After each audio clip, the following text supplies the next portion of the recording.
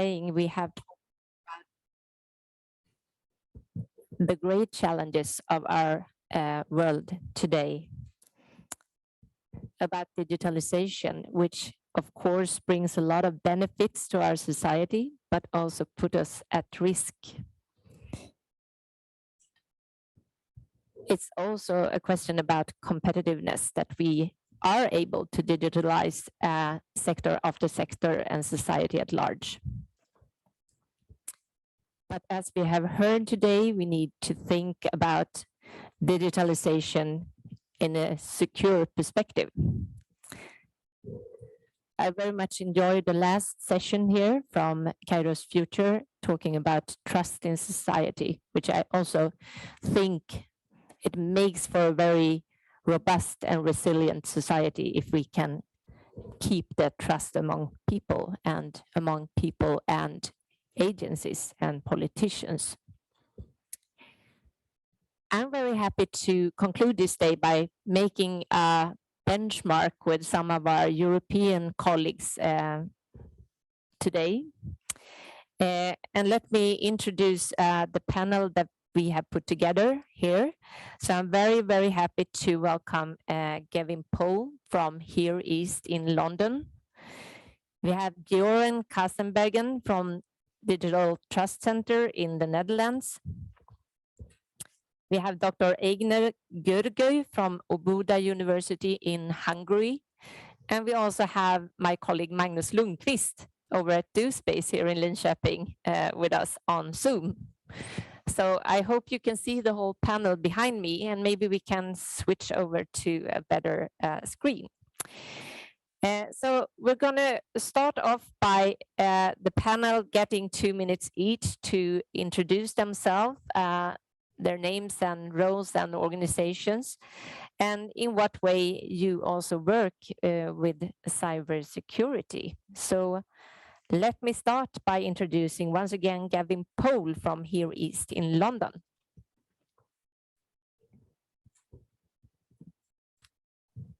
Thank you, Lena, and hello, everybody. So Here East is a legacy project from our hosting of the Olympic Games in London in 2012. And we have 3 large buildings with over 120,000 square meters of space, which we've repurposed from what it was built for, the home of all of the TV studios and media that put the Olympics on people's screens around the world, into a technology campus, and a campus dedicated to innovation and collaboration across technology and the creative industries. Part of our vision when we set this business up was to create an innovation center where we could encourage people to start businesses, grow businesses, and create new jobs.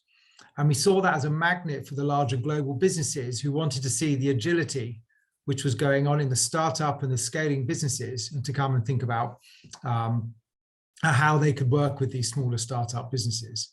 That led to us creating our own consultancy called Plexel, and that led to us pursuing some contracts in the cybersecurity space. And it ultimately has led to us delivering something called government innovation and delivering 5 of the 6 government programs on cybersecurity. But more widely now, working across the country, helping businesses start in the cyber sector, and now continuing to work with our government overseas with partner organizations and countries, where we're trying to help countries build resilience into their own cybersecurity. So what started off as just a real estate project on technology and creative industry space has led to an innovation center at scale, and now a very successful innovation consultancy working right in the middle of the cybersecurity environment. Oh, thank you so much, Gavin. And we will learn more about those programs that you are running within Here East in just a short while. So let's move over to the Netherlands, and Jeroen, are you there? Yes, I'm there, and it's called Jeroen, but no worries about the pronunciation. Yes, hello everybody, and thank you for having us. I'm working at the Digital Trust Center, which is actually a part of the Dutch Ministry of Economic Affairs and Climate Policy. And we are focusing on improving the cyber resilience of 2.1 million companies in the Netherlands. from single person companies till the bigger ones and the multinationals on actually improving their cyber resilience, which basically means upping the measures they take. So we are providing general information. We're providing, trying to improve the cooperation on cybersecurity, levering the task we have, not only doing it ourselves, because then that would be an enormous task, but also using the cooperation between public and private organizations to actually reach out to the end customer in this case. We've been doing that since 2018, and well, we're well on the way in actually getting an effect in the Netherlands. And well, it's been quite a journey, but cybersecurity is still evolving, so there's a lot of work for us ahead. Okay, thank you so much. And let's get back to the digital trust centers in just a while also. We also have, let's see if I can pronounce this right, Dr. Einar Gjörgøy from Obuda University. Are you there?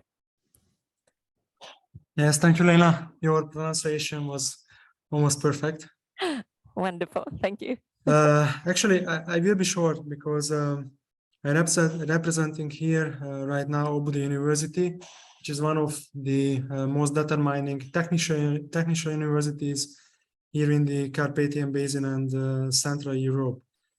So what we are doing, and in this role of mine, we have met this September with Lena in Sevilla, is that Obuda University is building 3 science parks right now in Hungary, which is the part of the 14 science parks to be established by the Hungarian government as a dedication of its strategy. One of the science park, the Zsámbék Science Park, is dedicated on the one hand to cybersecurity, and in my other roles inside Obuda University, I am the Dean of the Faculty of Informatics, and beside my role, I am the professional leader of this science park, what I have just mentioned. Here in Hungary, of course, the cybersecurity issues, similarly to other Western countries, are quite well treated, let me say. However, those brands or those organizations are just built up or have just been built up in the recent times, which are available in these countries. For example, we have just established a countrywide cybersecurity cluster, which is led by Obuda University, and these activities have just started. Thank you. Thank you very much.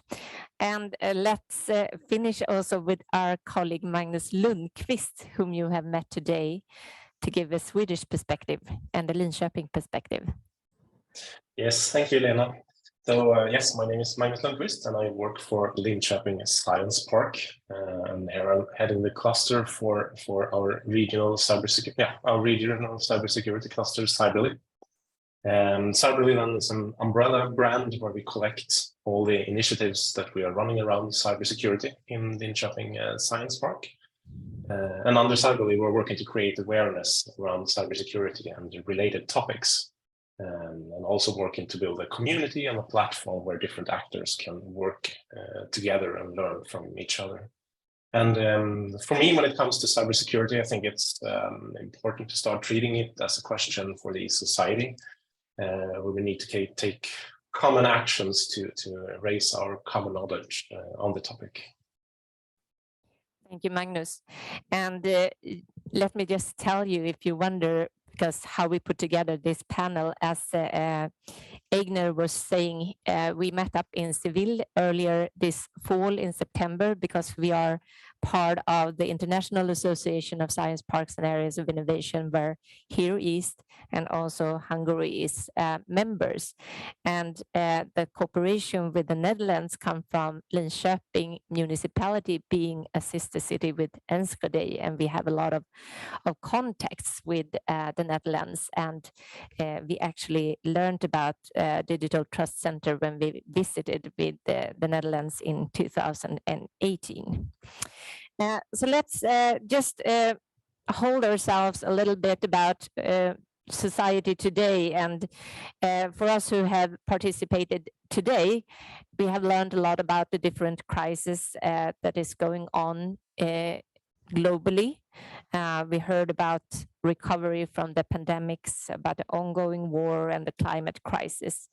And I would like to hear your point of views from the panel, the times we are facing and the geopolitical landscape that we are in the middle of. How does this affect the rising interest and relevance for cybersecurity? Could you just explore this a little bit? Anyone who wants to start?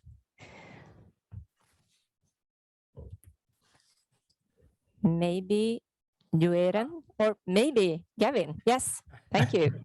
Always happy to jump in. So I not being party to the lectures and discussions that have been taking place during the day, but I think you introduced a really interesting point there when I came in and heard about the issue around trust. And I think if you take what's going on in the world and the way that the cyberspace actually is the communication tool and the operating system of which many, many businesses and elements of society work on, it's how much trust are we able to place in that? And how much trust are we able to place in the information which we receive on a daily basis, just through this, the supercomputer you hold in your pocket every day called a smartphone. And that's something that we set out, or the innovation team within Plexel, our innovation center, set out to tackle way back in 2018, when we won a government contract to accelerate the growth of 72 businesses, not working directly in sort of government to business or business to business. It was more focused on business to consumer, to build awareness and resilience across society so that we could protect individuals, homes, systems from attacks or cloning of identities or financial fraud, all of the things which happen multiple times each year. A lot of people, I would suggest, think that the cyber security space is really about the security services, the military services, our defense services. And of course, that is really important. What they're also understanding is attacks come in many forms now, and targeting society is probably one of the most effective ways that third-party actors can work. And I speak as someone who did 24 years military service and saw this come to light in the back end of my over 2 decades of service in the Royal Air Force. So I think it's incredibly important to build trust. We need to have the systems to protect against us having to question absolutely everything that we see, and knowing that there are systems and networks which are protected by organizations which are certified, with platforms which are fully interoperable, to make sure that what we see, what we consume, what we're provided with, and what we operate it within is a safe and secure environment for ourselves, and then also for our children. Thank you. Anyone want to continue? Yes, please. What Gavin says is completely true. This is a very important and realistic view. There's another view that we maybe also should look at, and cyberspace is boundaryless. It's one enormous space. Therefore, the thinking in boundaries and thinking in limitations is maybe not the way to go forward. And the big issues that are now put on the table are very important to actually address. But I do also see, from my point of view, there's something else we also need to address, and that's the actual safety of businesses, of individuals themselves. We need to do the basics. We are even not doing the basics right, let alone that we can actually recognize an AI generated movie, or understand what news is actually going down at this point in time. So the basics of security, the basics of the cyberspace resilience, and those are not even in place yet, or at least in my constituency. And I think that any solution that we propose on improving security in cyberspace should be an end solution. So it should be an awareness, it should be improving the quality of products, and certifying a basic level of security, and adding on government taking action, and private parties taking action, and companies taking action. So it should be a broad, complete, maybe even holistic approach from all the different angles. Otherwise, we're just not going to make it. Thank you. And then we have Ignar. Yeah, thank you. I can fully reflect to Jaron and Gavin as well.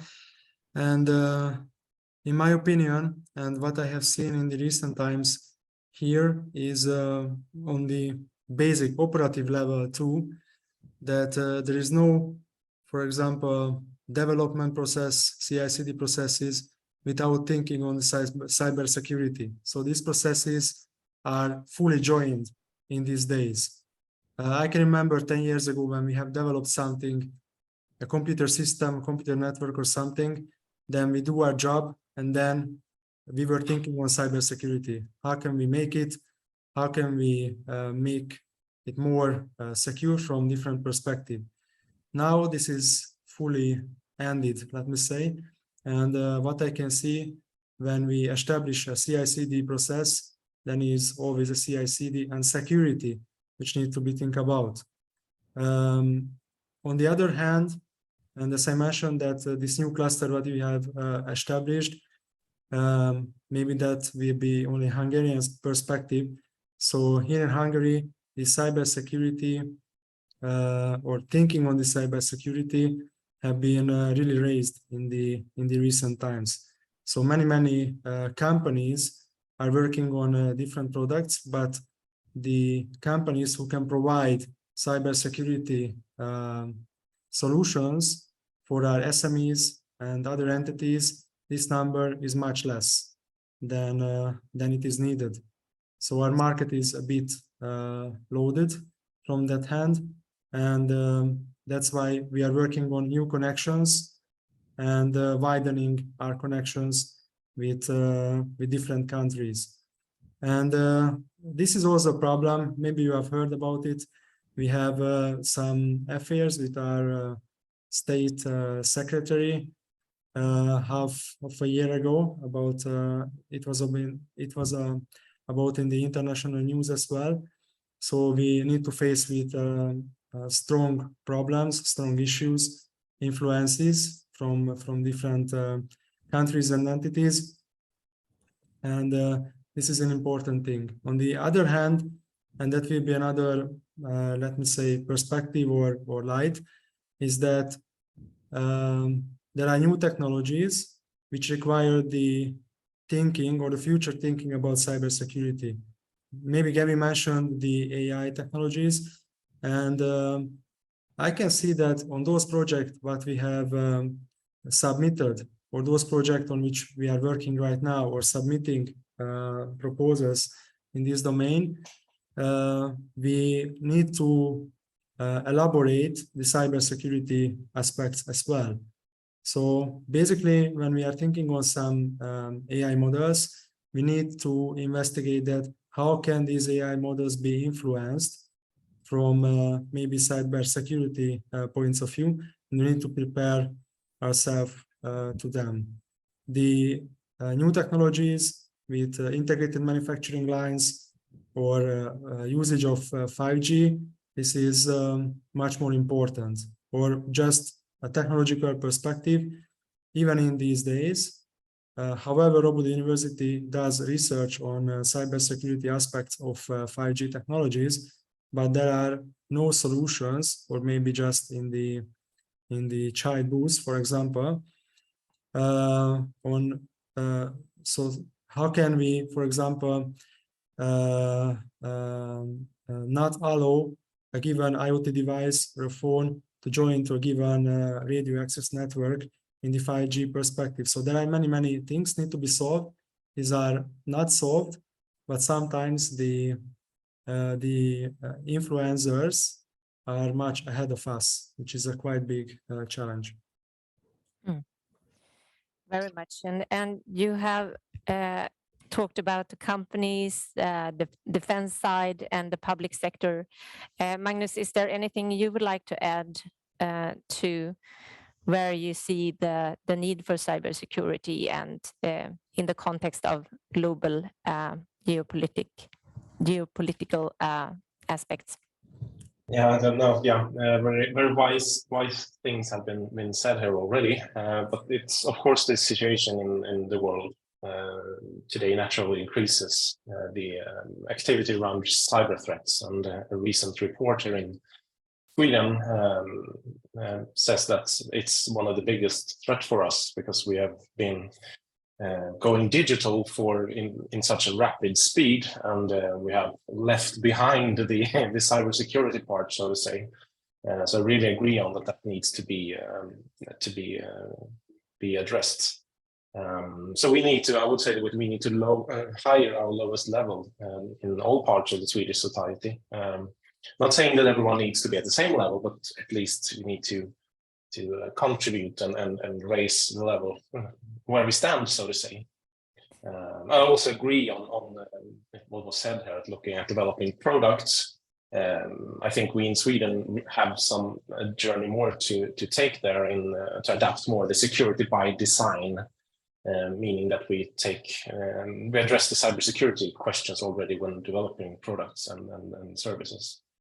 And I see, looking from an international level, I see that an international cooperation is very important here, to cooperate and learn from each other so that we can learn and adapt from others that are, further down the road than we are. So when listening to you, would it be fair to say that, I mean, from a military and defense perspective, we are quite good in cybersecurity and it's high up on the agenda? It usually is when it comes to the large industries or large companies, but lacking behind is the small and medium-sized companies, and maybe in some terms also the public sector. And I would like to ask you on your opinion about the governmental responsibility, the level of responsibility that we can expect from our governments to give the right prerequisitions for all different operations and organizations to increase the level of awareness and competence within cybersecurity. Gavin, please. Okay, so I think the way that our government has approached this is, I think it's one of the few things it's actually done right over the last few years. And that is that they've actually gone to the market to solve some of the big, stronger, the more direct problems that the society is having to deal with. And they've done that by seed funding programs, not individual businesses, but people like our innovation team in Plexel, to actually create the challenges, but very, very focused on different sectors of the societal challenge that the government wants to address. So whether it's peer-to-peer networking, or whether it's individual responsibility security, or is it about how do you make open banking more secure? But they've gone with the innovation team to say, look, we've got a specific area which we want to build resilience within our society. And we also want to build the capability within the UK to be able to address those issues internally. And that's where we've been able to really drive change and accelerate the advancement of new businesses in cyber. And I think that's where the government's responsibility should be, to work with organizations, and I'll say this like our own, but with others as well, some of the big consultancies like Deloitte and others who work with us now, to say these are the areas which we really do need to enhance capability. The other area which I think the government is really quite responsible in is, you mentioned the fact that we do the military and security services very, very well. But of course, they run into their own problems as well, with not really being able to go to the market in any sort of form and say, hey, we want technology that does X, Y, and Z, because then everybody gets to know that the military or the security teams are looking at this type of problem. So they use third parties, to go out there to the market on their behalf. And I think that's quite an interesting model, which you'll see many times. Those who have tractors will also see transatlantic or international partnerships are absolutely key. So it's not all about, Fortress United Kingdom, even though we have left the European Union, unfortunately. What I think you'll see there is the benefits of building international relationships and partnerships, like, Lena, you and I serving on the board of IASP, to really strengthen the reach of these programs and actually take companies and either take them overseas to accelerate their growth, or to attract companies to come in from overseas, not to steal them from another country, but to also accelerate their growth and build that potential in our country. And again, the government has a role in supporting all of that activity and promoting it as well. Good point. And I was thinking also about the digital trust centers in the Netherlands, because you were quite early in 2018 to initiate this program. How was that? How did that come about? Can you tell us the background on why this initiative were launched? Yes, yes, I can. Thank you for that question. And the actual perception in the Netherlands actually was that 2018 was a bit late to actually start working on this. So we came about being an initiative from Parliament, which actually said, okay, we need something like a digital trust center, also motivated by the by public opinion and by companies themselves saying, okay, we need some support from the government. What I can say about the position of government in this issue is that on the one hand, you have an information position which you actually can use to improve the cybersecurity of companies. And in the Netherlands, we have said, yes, this is important. And we need to inform companies on what they can do and to help them actually develop a resilient way of doing business. Why? Because economics and building a strong economy is something that can be done by improving the digital awareness of those companies and let them use all the benefits of the digitization in general. But you also need to do it on a secure way of working. So from my point of view, it's also an economic driver that is actually one that is being supported by the government to improve this. Maybe something that's not been mentioned yet, Gavin said that EU is also part of it. Yes, it is. And unfortunately, yes, the UK is out of the EU. But in the EU, there's much initiatives on improving also the cyber resilience of the economies of the member states. There's the Cyber Resilience Act, there's the Cyber Security Act, there's the Radio Equipment Directive, all intervening and improving and upping the standards on products, on services, on how we look at cybersecurity in general. And of course, there is the NIS2 directive that's coming, which is actually broadening the way we're looking at companies or society in general in what's important and what should be protected. So there is a big role, or there is a role for government, but there is also, and that's the other side I would also like to emphasize, the role of the companies themselves, on SMEs themselves, on society in general, to also understand the technology that we use, understand the way it's being used, it's being done, and to understand what the risks are. When I put all my privacy things on the internet, yeah, that's maybe not the wisest thing to go. And it's also using products which I do not understand. When I use it, of course, it's you do it for a certain use because you want to benefit from it, but you should also be aware of the risks that are in it.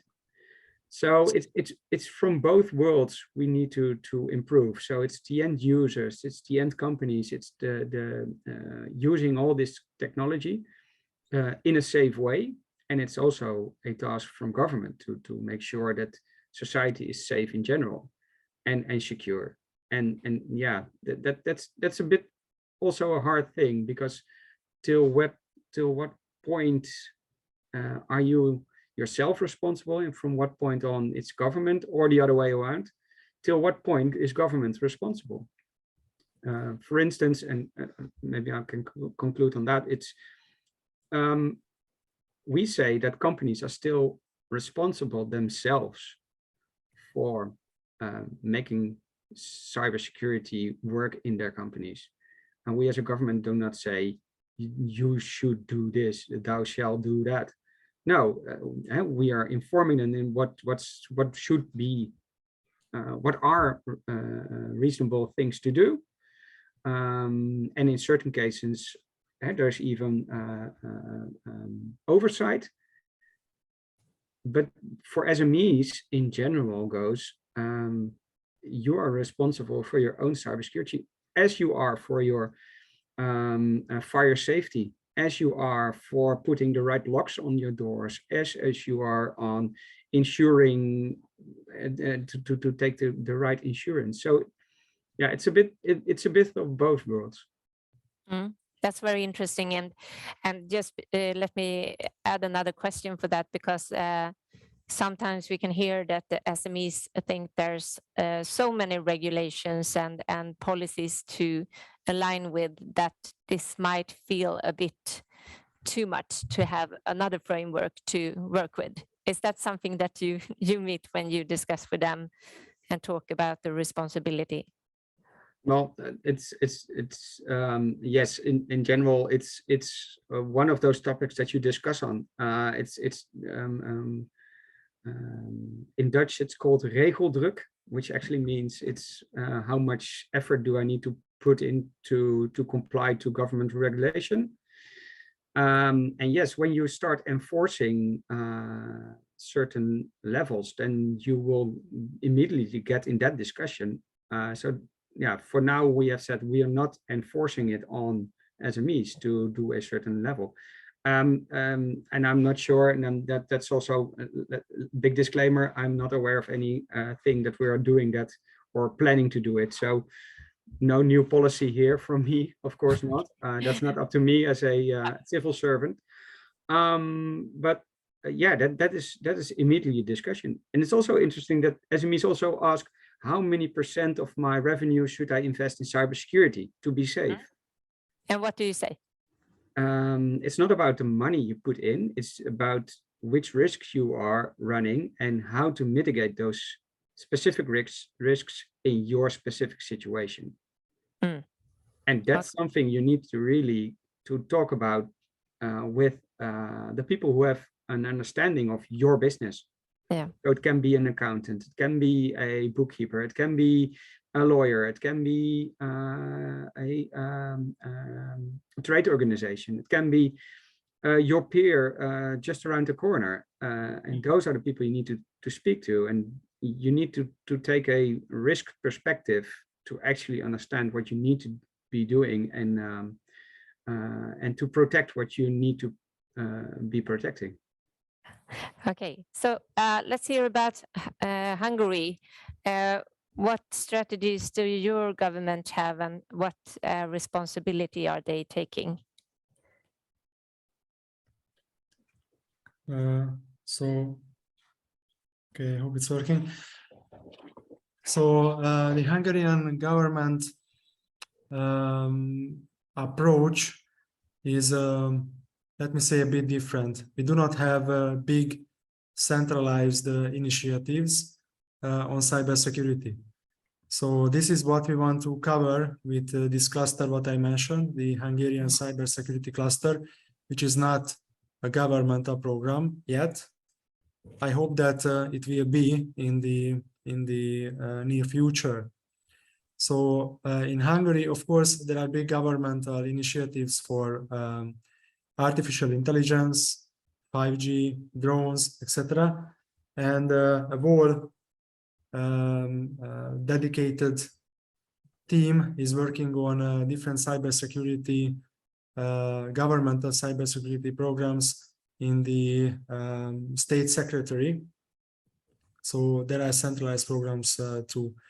There are some authorities and agencies which should cover part of these cybersecurity things.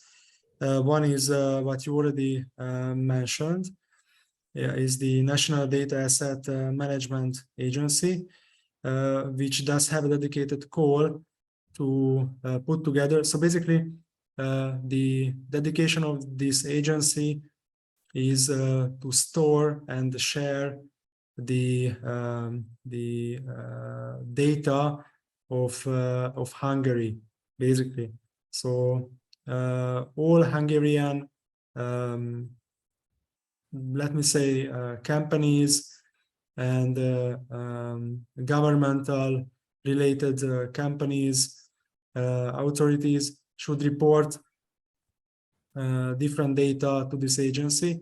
And the dedication from this point of view or here is that this agency needs to store these kind of data asset, and these data can be reached through only this agency.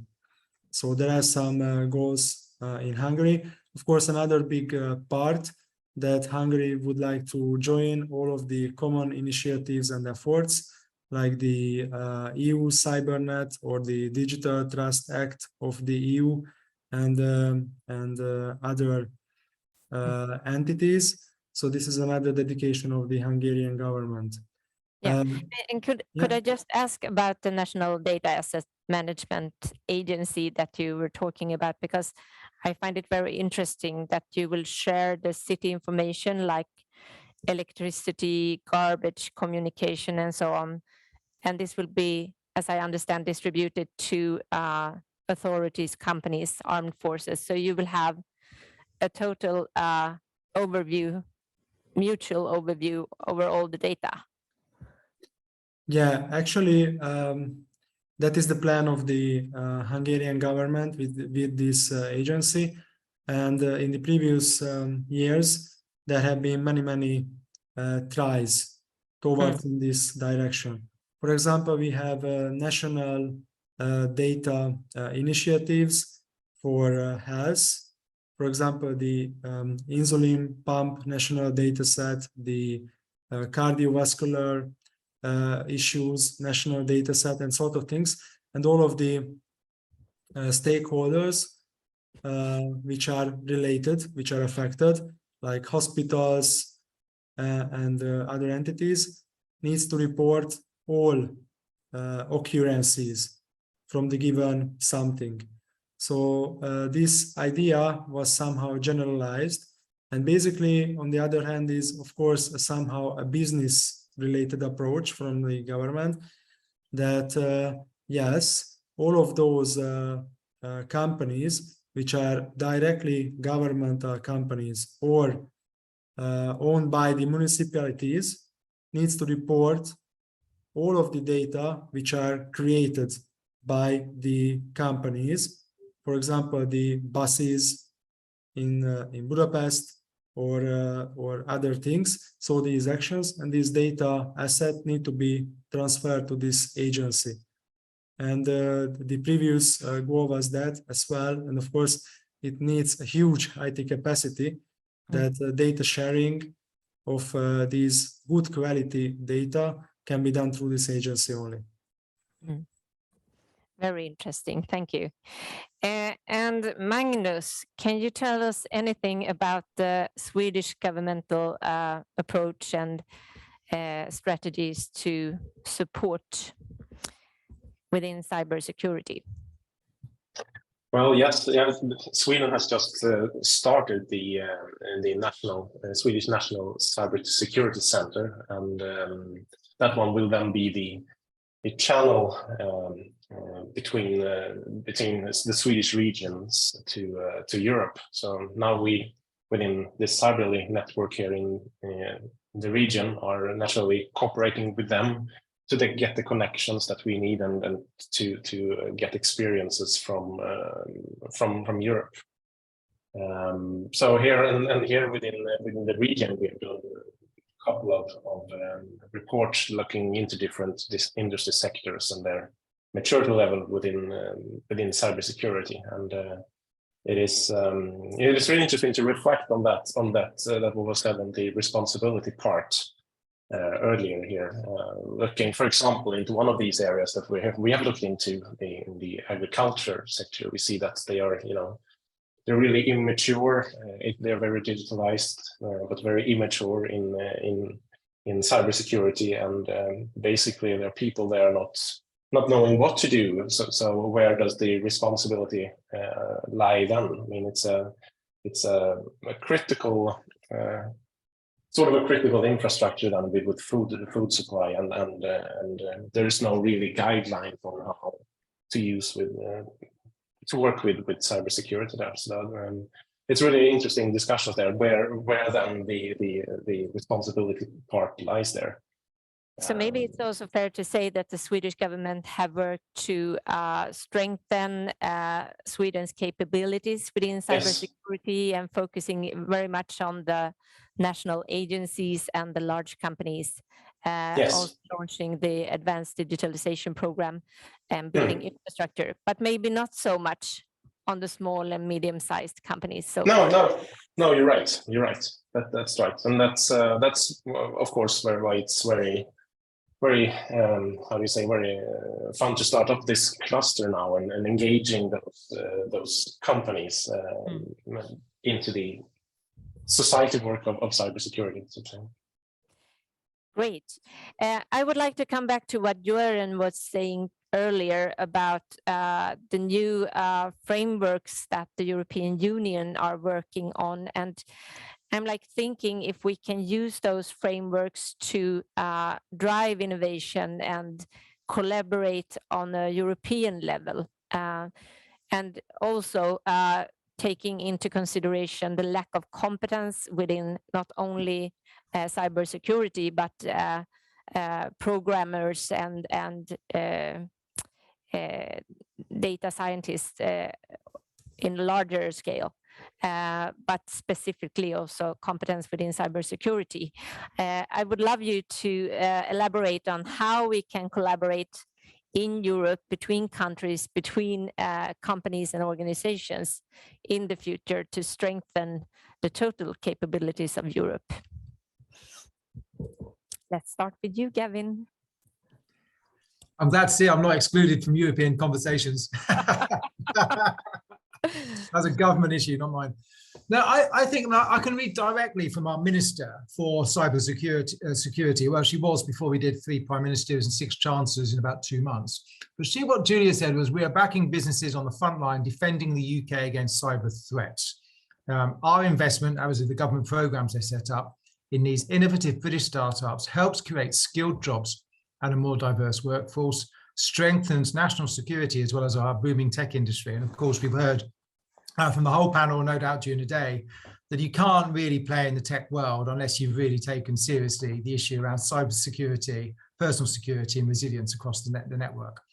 So I think for us, building that talent pipeline, it's not just about the people working within the cybersecurity businesses, or within the cybersecurity space in academia, or within the cybersecurity policy and programs and regulation, which is coming on either a national level or at a supranational level, like institutions like the European Union or elsewhere. And I think that's really, really important to hear, which is everybody, you know, my girls are at school. I've got relatives who are working in technology. They are all now having to address this. What does it mean about having cybersecurity? Not that it's all doom and gloom, but having, you know, to realize it's just as important of having a language, understanding maths proficiency, understanding, you know, anything else that they learn at school or university, having a cyber focus, whether it's personal security, just what I said earlier, what we do on our phones, getting the basics right, just like the work that the Digital Trust was established to make sure that, you know, all members of society are fully aware. I think that's really, really important. And it doesn't just stop in your home country. You know, it works. I mentioned before that, you know, our team are working overseas in countries which have got strategic relationships with the United Kingdom, and their governments and our government have got programs working across to build resilience, whether it's in the Far East, in the Middle East, or closer to home across European nations and then internationally over in Americas, making sure that those networks are built, because the resilience doesn't stop in the cyber world at our physical borders. As Jerome said, it's everywhere, it's borderless, you know, it's limitless. So I think that's really important, not to get ourselves tied up in framework policy X, Y, or Z coming out of Europe, but to think about what are the strengthening relationships which we need to have, which cross digital borders, and make sure that we can all operate in a very safe space. Build that resilience I keep on mentioning about, but at the same time, making sure that the people who are studying and working in this space get the relative skills that they need, and then they can grow them into whatever business they go and work in next, or whatever business they choose to start. Because if you're working in technology or creative industries, you can really understand that what you're working on in the cyber and the security nature of that has applications outside of that business into other businesses. And if you can take that and step it across into wider elements of the economic sectors, then that's a positive thing and makes all of society a much safer and trusting place to operate in. Very good aspect. We've been talking about that earlier today, that we can see alliances being built across nations in different parts of the world, not depending on the close geography. So this is really interesting what you are saying. Can you also see any ideas for collaboration to share competence in a wider scale, since we have this lack of competence? Or do you think reskilling, upskilling is the way to go? I think there's it depends where you are and where you're operating within in society. So, you know, we've got 4 universities on our campus. 3 of them are operating programs or delivering programs which directly link into cybersecurity and digital security components. And all of them are training the next generation at degree and master's and research level in this sector. So that's an element of, you know, upskilling or inputting skills into, you know, the next generation of our labour market. There is an element, though, when you look at the people in our innovation centre, or those in established businesses like Ford Global, Ford of Europe, Deep Ford, who are based with us, Sega, Electronic Arts, of a more mature workforce like myself, who are having to come to terms and to learn very rapidly what is required. Now, we're not going to be coders. They may want to be. I won't be. I know my limitations, but we need to understand what is required to make sure then that we're able to recruit, provide that level of training and development, to get the skills into our businesses at a micro level, or to get the skills into our labor force at a macro level, to make sure that we can build for the future. So I think you can't have one or the other. There's reskilling going on as people transition from one to the other. And we were just looking at job the job titles, there's everything, has been made a lot of recently about young people at school today. 50% of them are going to have jobs which don't even exist today. And we were looking at job titles over the last couple of days, some particularly in the immersive and the metaverse world, which those jobs didn't even exist, let alone 10 years ago, 10 months ago. So I think there's a real opportunity here to make sure that we build for the future flexibility, but understanding all of these things, have a real commitment to make sure that security is absolutely central to what they do. Thank you. So a perspective from the Netherlands, who are actually part of the European Union. So let's get back to the question about the frameworks, if they can make it possible to drive innovation among partnerships in Europe. What do you think? Yes, it's a personal note. Let me be clear on that. It's a personal note and a personal observation that yes, international cooperation is crucial. It's key. Of course it is. Cyber is global. So just thinking that you can manage it yourself, it's just not going to happen. So we should maybe treat this whole issue maybe a little bit different. Again, personal observation and personal opinion. I've been working at some commercial companies in the past, and there we had people from all kinds parts of the world working on our IT systems. So let's not find the workforce only in our own countries or only in the EU. There's other places where we can find the workforce if we are actually in need of more people on working on the issue. Second of that, for instance, the Dutch government has now a program on trying to improve the skills and to close that skills gap on cybersecurity. So also incorporated in other parts of the educational system. And thirdly, I think basically we should stop treating cybersecurity as an add-on, as a feature, as something you can put into a product and maybe ask a higher price or see it as something that is an addition. No, it should be part of the whole innovation process. So you should think of cybersecurity at the start, at the design phase of your product, of your service, just as you should think about privacy, as you should think about durability, the environment, all those other things that you should think of it when you're defining a new service or a new product. Cybersecurity should be an integral part of it. We should stop treating it as an add-on. Okay, thank you. So let's hear from Hungary also. Yeah, one thing what I missed from the previous thoughts is the education. Education. So without education, we are not able to handle these issues.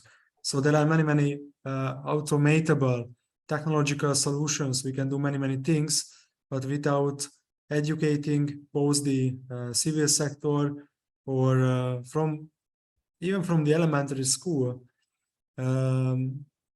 this will not be working, in my opinion. So basically, here in Hungary, we are doing many activities in the STEM field. And even though we are a university, we have programs at elementary school or high schools in the STEM domains. From one hand, that can help to push the children to these it's a good point, but are you, from your point of view, you are establishing the National Cybersecurity Cluster. Are you looking for international cooperation and strengthening the cooperation within the European Union? Yeah, absolutely. I have had a few thoughts in the previous section in this regard, that the dedication of Hungary is already strong in these directions. So that team is working in this domain in the State Secretary. And we have many interfaces to different European Union level programs like the EU CyberNet, as I mentioned. So, of course, I just wanted to emphasize this perspective, because we can talk many things about technology and information security and things, but without changing the minds in the population in this civil era, we are not able to reach fundamental changes. Thank you very much. I see we are running out of time. I will ask my colleague Magnus to give a short reflection upon this before closing up the panel with just a very brief conclusion from each and every one of you. So Magnus, do you have any ideas about how to strengthen the collaboration in Europe? Well, yes, it's the benefit of being last. Many wise things has been said, no, but I agree that education is very important to meet the increasing demand for competence within cybersecurity, and we see that things are happening here. For example, here in Linköping, we are starting a new masters in cybersecurity. So, and of course, that will be interesting to benchmark towards other educations at a later stage when they are up and running, so to say. No, but I have nothing more to add to that. Okay, so would you like to be the one to close up this panel with your first short reflection about the future, or something that you take with you from this panel? Well, no. First of all, thank you for a very interesting panel discussion with very relevant questions, and I find it very interesting to listen to my international colleagues here and to your perspectives. Even though it's maybe the same problem, we have different approaches to it and see it, and we are in different stages. It's really interesting to hear how you reason in other parts of the world. And I also think that these kinds of discussions, these kinds of panel discussions where you meet and discuss with each other, is very important to sort of lower the threshold to actually communicate with others and on these topics. So I would like to say thank you to all and well done.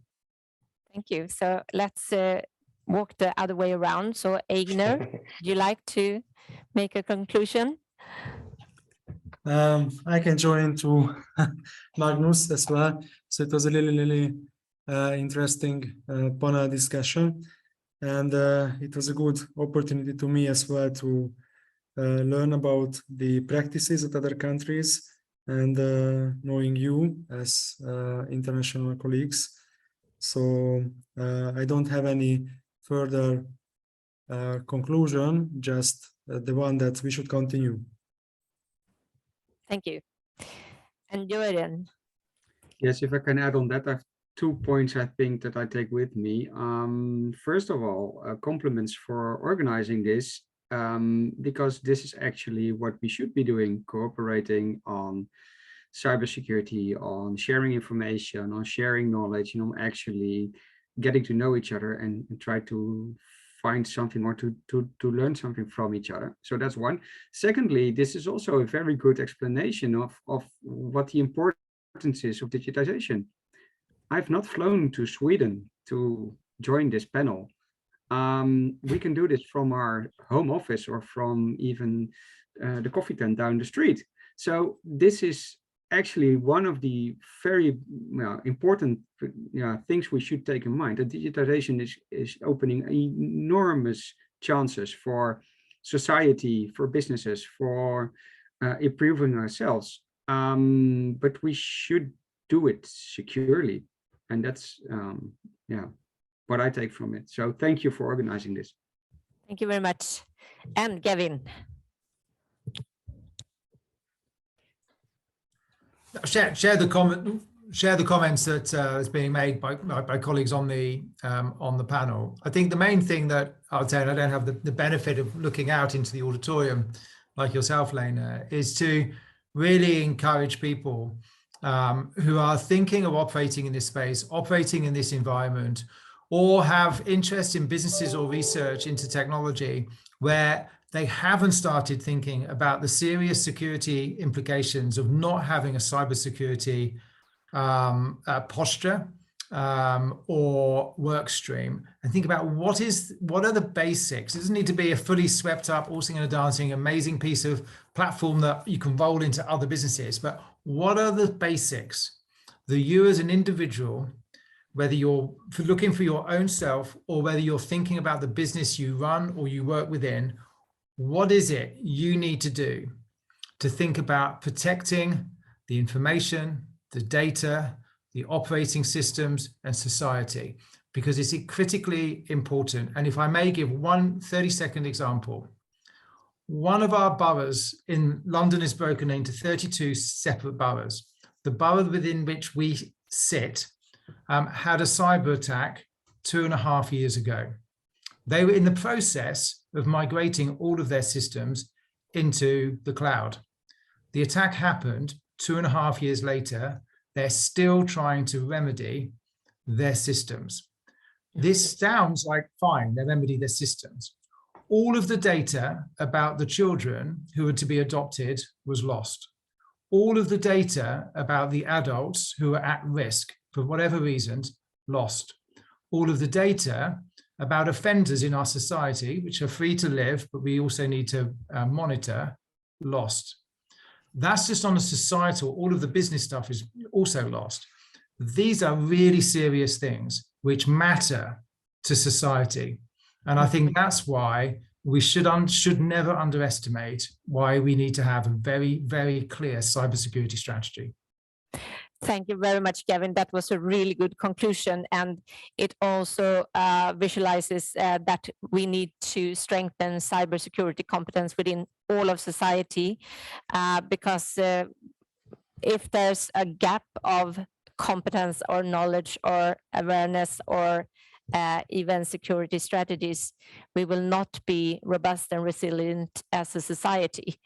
And this goes down to the individual perspective and the organizational perspective.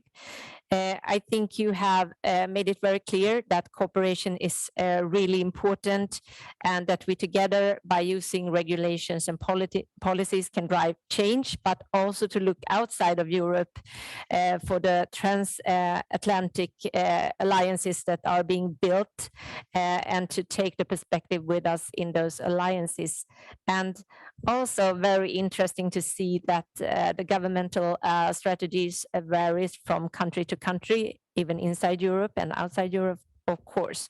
Very enlightening. I'm very happy that you took the time to come and talk with us and share your views on this topic, but also some good examples of initiatives from Europe. So thank you very much, and let's give a big hand for the panel. Thank you. Och med de orden så får jag då den stora äran att